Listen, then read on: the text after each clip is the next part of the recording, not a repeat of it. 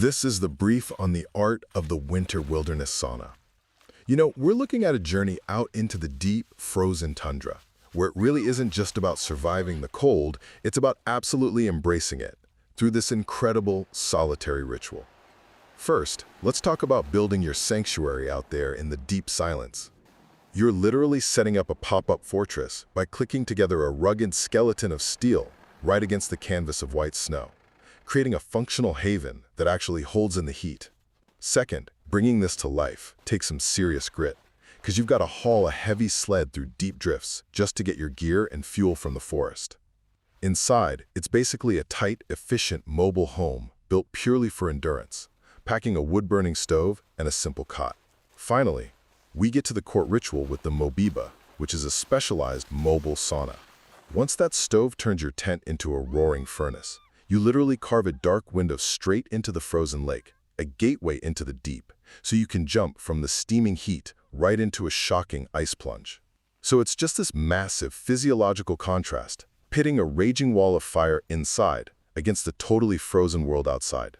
Welcome to the heart of the frost. Today we are analyzing a narrative vignette that describes a lone adventurer establishing a mobile sauna camp in the deep frozen wilderness. Yeah, let's jump straight into the mechanics of the piece. Deepening the internal landscape would significantly strengthen the emotional resonance of this ritual. Right, because right now the narrative effectively observes the actions, assembling the skeleton, hauling the sled, but it really does so from a distance. Yeah, we see the purposeful movements, but the listener is kept entirely on the outside of the adventurer's experience until the very end, which means that the desire for solitude is, merely stated rather than actually felt. I agree. So the fix here is to weave in internal reactions or specific physical sensations that hint at the reward earlier in the piece. Definitely. You basically want to connect the physical labor directly to the anticipation of the sauna. So, for example, instead of simply stating the movements were purposeful, you could describe the specific burning in the muscles. Right, or maybe the numbness in the fingers while clicking those metal poles into place. Exactly,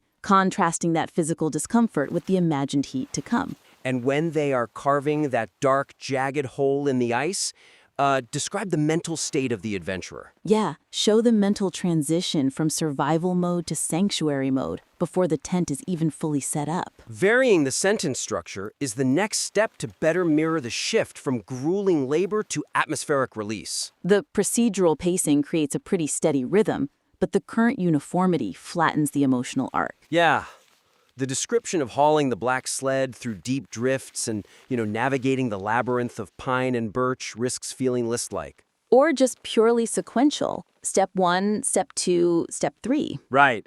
It moves at the exact same speed during the struggle as it does during the final reveal. So you need to manipulate sentence length and structure to actually mimic the physical exertion versus the relaxation. Right. Use short, staccato sentences to describe the rhythmic crunch of snow and the heavy hauling of packs to emphasize the effort and breathlessness. And then transition to longer, more fluid syntax when describing the plume of thick white smoke in the steam rising. Exactly. Slow the reader down and let them appreciate the climax of the preparation. The climax involving the mobiba is visually striking, but it could be bolstered by engaging non-visual senses to fully sell the elemental contrast of fire and ice. Because the piece currently relies heavily on color and sight. The vibrant blue gear, the slate gray skies, the white landscape. Yeah, and while the silence is mentioned, the text misses an opportunity to utilize smell and temperature dynamics to define the haven. So incorporate thermal and olfactory details to heighten the contrast between the biting cold outside and the functional haven inside.